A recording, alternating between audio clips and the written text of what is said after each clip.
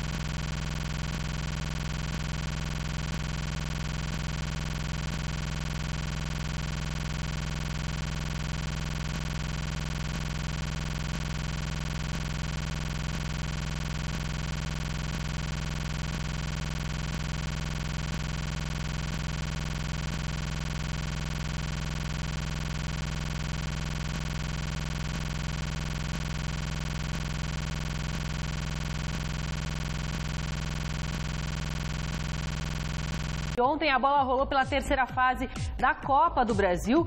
No Heriberto Rios, em Santa Catarina, o Grêmio devolveu o placar do jogo de ida, venceu o Criciúma por 1-0 e a decisão foi para os pênaltis. E daí brilhou a estrela do goleiro Marcelo Groi, que defendeu 2 cobranças e garantiu o tricolor gaúcho nas oitavas de final da competição.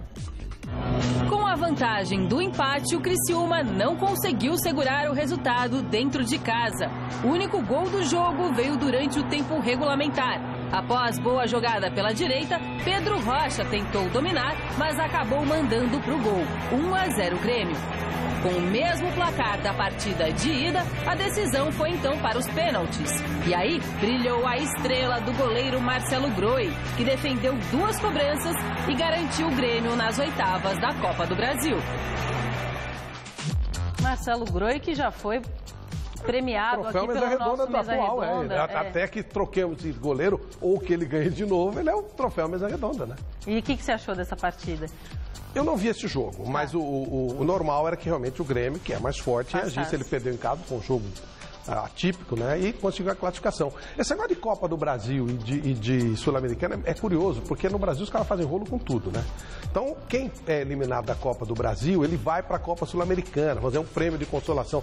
Mas os caras fazem uns rolos, eles têm interesse de ir para uma ou outra competição, entrega jogo, põe time reserva. Então, você nunca sabe direito o que o cara quer, né? No caso do Grêmio aí, ele acabou passando de fase. E isso abre, por exemplo, possibilidade para quem perder de Ponte Preta e Curitiba ir para a Sul-Americana, que dependia desse jogo. Então, aí, o que a Ponte quer? Ela quer ir para a Sul-Americana ou ela quer ir para o... E o Curitiba é a mesma coisa. Às vezes é mais interessante... O que você, como torcedor da Ponte, Eu acho que a Ponte não quer nada. Ela quer disputar só o Campeonato Brasileiro para evitar cair. Entendeu? Tá bom. E ela disputou o primeiro jogo lá em Curitiba com o time reserva. E perdeu de 2-1. Ou seja, a Copa do Brasil ela não quer. Porque não tem elenco para sustentar as duas. E precisa evitar. E grana também, que é o que você comenta, isso. Né? Bom, Palmeiras tem aí a semana todinha livre para trabalhar, já que volta a campo apenas no domingo contra o Vasco, em São Januário, pelo Campeonato Brasileiro. E o repórter Osmar Garrafa está ao vivo na Academia de Futebol. Tem todas aí as notícias do Verdão. Bom dia, Garrafa.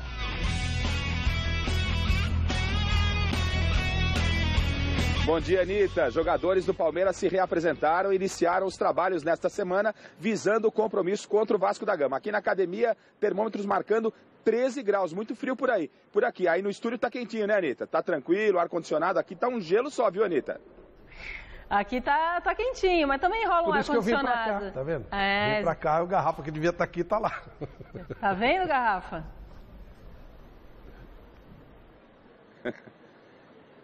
E o detalhe é o seguinte, Anitta, jogadores já se movimentaram hoje pela manhã, ninguém veio para o gramado, você pode ver o gramado aqui da academia completamente vazio, porque hoje a primeira atividade da semana aconteceu no departamento integrado. O que seria isso? Os jogadores realizando a parte muscular, trabalhando fisicamente, né? Então, trabalho de musculação, hoje treinam em 2 períodos, pela manhã esse trabalho de musculação, depois os jogadores não serão liberados, hoje é um dia de concentração, é dia só de concentração, os jogadores saem daqui, vão para um hotel na Zona Norte da cidade de São Paulo, fazem a refeição, o almoço e depois o descanso e à tarde voltam para o treinamento do período da tarde. E aí, logicamente, depois os jogadores serão dispensados. A principal notícia desta terça-feira na reapresentação do elenco é que o departamento jurídico do Palmeiras já pediu efeito suspensivo para o Dudu. O Dudu está novamente punido, foi mantida a punição de 180 dias pela expulsão na decisão do Campeonato Paulista na última segunda-feira na Federação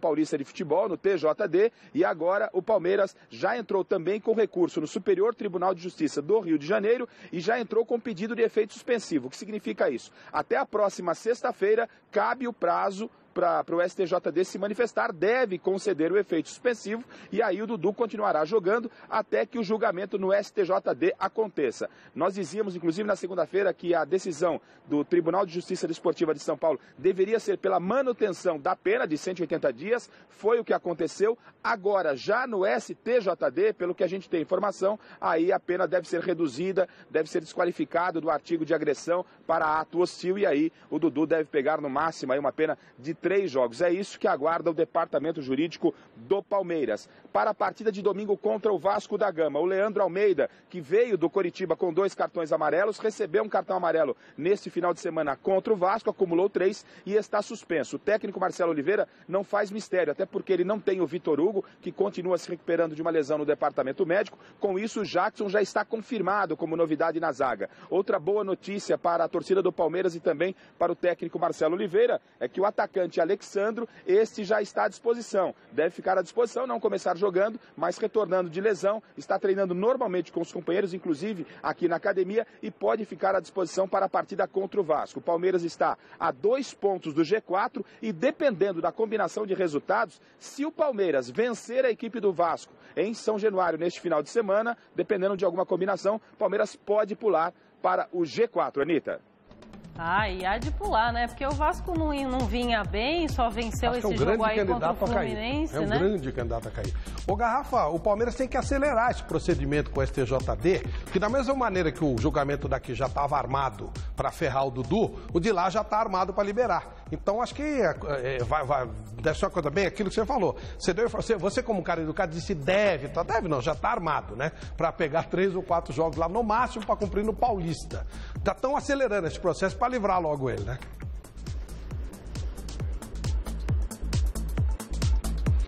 Já tem sim, inclusive o Dr. Sica, né? Depois da última segunda-feira, já na própria terça-feira, já preparou toda a documentação. O pedido de efeito suspensivo já foi entregue, né, ao STJD. Agora, até a próxima sexta-feira sai se ele terá ou não condição de jogo. E isso deve acabar acontecendo. Ele deve ganhar um novo efeito suspensivo e também o recurso já foi solicitado o mais rápido possível para resolver essa situação. O Dudu que não participou do julgamento, mas tudo deve acabar literalmente em pizza, Flávio. Participar para quê? Se já tava, o resultado já era conhecido, né? Bobagem. Também não precisa ir pro Rio, não. 3, 4 jogos. Pode mandar o desenho do Pica-Pau no lugar. Tá tudo. Esses julgamentos não são sérios. Ninguém não leva isso a sério. É tudo armadão, já se resolve antes. Aqui o Reinaldo Bastos queria ferrar o Dudu. Não sei porque tem qualquer briga lá com o Deonero. E o Deonero quer livrar a cara dele. Tá tudo certo, tá tudo armadinho e tal, fica tudo em paz. Obrigada, viu, Garrafa? Então esse boletim do Palmeiras a gente confere às 6 no Gazeta Esportiva. E se aqueça por aí, por favor, que eu não quero, vovó não quer você dodói, tá bom? Lindo. Beijo da vovó. Vamos falar do Corinthians agora. Os jogadores considerados reservas estarão em campo hoje em Natal contra o ABC em amistoso que comemora os 100 anos de fundação do Alvinegro Potiguar. Já os titulares do Timão permanecem trabalhando aqui na capital paulista, por isso eu vou falar agora ao vivo com Adriano Dolfi, que está no CT Joaquim Grava e conta as boas novas do Timão pra gente. Bom dia, Adriano. Bom dia a você, Anitta, ao Flávio, a todos que acompanham mais uma edição do Super Esporte. Como você disse, os jogadores titulares do Corinthians não viajaram para Natal, inclusive acabaram de chegar ao gramado para um leve treino no campo número 1 do CT Joaquim Grava. Os outros atletas já estão em Natal para o amistoso contra o ABC, um amistoso acertado há cerca de um mês para comemorar o centenário da equipe Potiguar.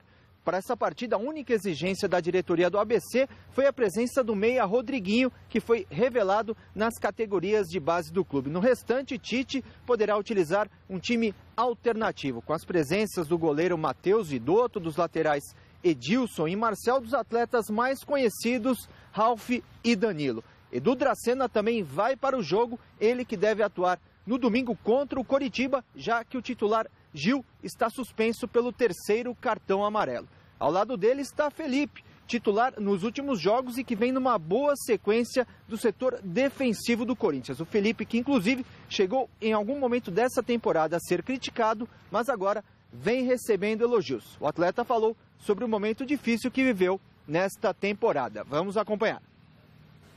É claro que a gente fica um pouco chateado, que é normal, sou ser humano. E eu vinha fazendo o meu trabalho, e aí quando ele me chamou para essa conversa, levei numa boa, porque eu sei que o Edu vai entrar e ele vai fazer o melhor dele, que ele vai ajudar a gente dentro de campo e eu vou ajudar do lado de fora da mesma forma. E quando eu for entrar, fazer a mesma coisa. Então não tenho... E aí fiquei chateado um dia e tal, mas procurei trabalhar da mesma forma, empenhado, concentrado e para quando ele precisar de novo, eu poder ajudar a equipe. E na volta, ele não chegou a conversar, mas só que, assim, durante os treinamentos, sempre para manter o foco, manter trabalho e fazer bem feito, que para quando ou o Edu ou qualquer um, Romero, eu falo, mas entrar dentro de campo e entrar forte, mentalmente forte, como ele sempre fala, e fazer um bom trabalho, que é ajudar a equipe no campeonato, porque a gente depende de todo mundo, porque o campeonato é muito longo. E para contrastar com a sensação térmica aqui no CT Joaquim Grava, de que beira menos de 10 graus, nesse momento uma informação quentinha. A diretoria tenta ainda a contratação do centroavante Jonatas para ocupar a camisa número 9 do Corinthians, que era de Guerreiro. O jogador atuou pelo Elche no último campeonato espanhol, marcou 14 gols, mas impôs uma condição para que o acerto ocorra até esta quinta-feira. São as informações do Corinthians, aqui do CT Joaquim Grava, viu, Anitta? Obrigada, Adriano. Todo mundo passando frio, vovó. Tô com uma dó dos meus meninos. Ô, vovó. Bom, no São Paulo, o assunto do momento que é quente lá é o interesse do Orlando City no meia Paulo Henrique Ganso. O tricolor deve cerca de 14 milhões de reais para o clube norte-americano por conta do não cumprimento de cláusulas referentes ao contrato de empréstimo do Kaká em 2014.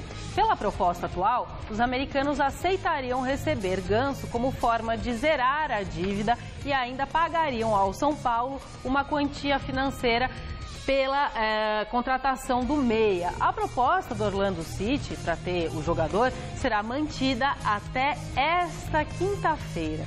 Quero saber o que Flávio Prado pensa disso, apesar de eu já imaginar. Nossa, se livrar do Ganso seria... Só de São Paulo não ter que pagar já tá bom demais. Devia dar algum até para se livrar, porque ele fica lá, dá a impressão que ele vai virar jogador. Aqueles 6 meses que ele jogou com o Neymar e tal. E não vai. Vai ser esse peso morto em campo. São Paulo tem que se livrar rápido disso, rápido. Não sei o que tá esperando. É, batata quente assim? É um mico, né? E só pensa nele, tá um mico. Tem que se livrar correndo, rápido. Tá bom.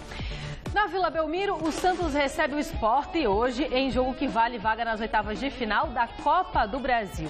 O Peixe precisa vencer por pelo menos 1-0, já que foi derrotado na partida de ida disputada em Recife. E a reportagem é do Fernando Gavini. O jogo aconteceu há 2 meses na Ilha do Retiro. O Sport venceu por 2-1. E nesta quarta-feira tem o duelo de volta. Na Vila Belmiro, o Santos luta para espantar a má fase e garantir vaga nas oitavas de final da Copa do Brasil. A gente sabe que vai ser difícil, é uma equipe bem postada, uma equipe que está bem, mas a gente tem que acreditar e jogando em casa, a gente tem que fazer o nosso mando, né, sempre respeitando, como eu falei, como uma equipe que vai jogar nos contra-ataques, tem uma bola aérea muito boa. Mas eu acho que a gente tem que acreditar. Renato terá 2 novos companheiros no meio-campo contra o Sport. Paulo Ricardo volta a atuar como volante no lugar de Thiago Maia, que levou uma pancada na coluna no clássico contra o Palmeiras. E Marquinhos Gabriel na vaga de Lucas Lima, que está suspenso pelo 3º cartão amarelo. Claro que o Marquinhos é uma outra característica. Ele é um cara que vai ajudar também a gente bastante. A gente sabe que o Lucas ficou fora por cartão. Mas, como eu falei, independente de quem entrar no jogo, a gente espera fazer um bom jogo e poder passar para a próxima fase. O momento do Santos é muito ruim. Nos últimos 6 jogos foram 5 derrotas. Por outro lado, o Sport só perdeu uma vez em 14 rodadas do Campeonato Brasileiro. Se dependesse só dos números, não daria para negar o favoritismo dos pernambucanos. Mas o mata-mata da Copa do Brasil pode significar o começo da recuperação do Peixe. E se tratando do brasileiro, a gente vai ter que vencer os nossos jogos, principalmente em casa, coisa que a gente no começo acabou perdendo alguns pontos importantes, pontos que fazem falta, mas no mata-mata é totalmente diferente. A equipe tem que mudar esse chip, sabe que o gol fora conta, tem que ter a atenção redobrada para que a gente não possa levar gol. Se serve de consolo, cair diante do Sport na Copa do Brasil não é exatamente uma eliminação. Graças ao confuso calendário do futebol brasileiro, quem perder ganha o direito de jogar a Copa Sul-Americana, que também vale uma vaga na Libertadores do ano que vem. Mas ninguém no Santos quer pensar nessa possibilidade. Flávio, 2 questões. A primeira sobre o Santos. Sem Lucas Lima, certo que está suspenso. Depois, deve ser aí o Rafael Longini ou o tal do Marquinhos, né? E, importante, o Santos fechou um patrocínio, né? Com uma empresa de suplementos alimentares. Estou vendo aqui no Globo.com, notícia de agora 10h44. Empresa de suplemento alimentar e já deve entrar. Já deve entrar agora para o jogo. Mas não só para esse jogo, direto.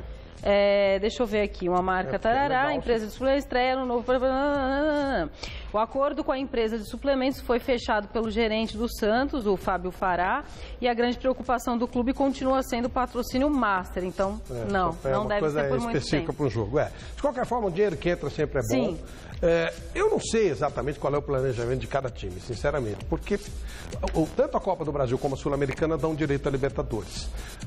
E não tem mais fácil ou mais difícil, depende do que rola, né? Quem imaginar que o caminho do River ficasse fácil? Né? Teoricamente o River vai pegar o Boca, vai pegar o Corinthians. Então não pegou o Corinthians nenhum, o Boca foi eliminado sem jogar. Então não dá para saber o que os clubes pensam. É claro que tanto o Santos como o Sport planejam chegar à Libertadores. O Sport tem condição de chegar pelo Campeonato Brasileiro, o Santos não. Mas os dois, o Santos pode chegar tanto por um como por outro. Então eu não sei o que eles estão planejando, é difícil você saber, porque tem essa brecha. Então, às vezes faz um cálculo aqui, é mais fácil, ele é mais difícil, não dá para saber. No caso de Ponte Curitiba é a mesma coisa. Bom, ontem o Modesto Roma Júnior, presidente do Santos, estava lá no bate-bola do fim da tarde, enfim, falando sobre reforços. E aqui no Globo.com também eles estão falando que ele está aí em busca de um zagueiro, um volante, um atacante, ou seja, eu quero ver de onde vai vir tanto dinheiro. O problema é esse, os clubes não têm. Então, foi muito legal essa MP que foi aprovada no futebol para que você tenha pelo menos um mínimo de planejamento. Deveria ser um pouco mais rigorosa, mas já se andou um pouco. Tem que ter planejamento, tem que saber o que está fazendo, senão fica difícil. E eu não estou nem culpando o Modesto Roma, que isso já vem, né? É uma coisa que vai andando.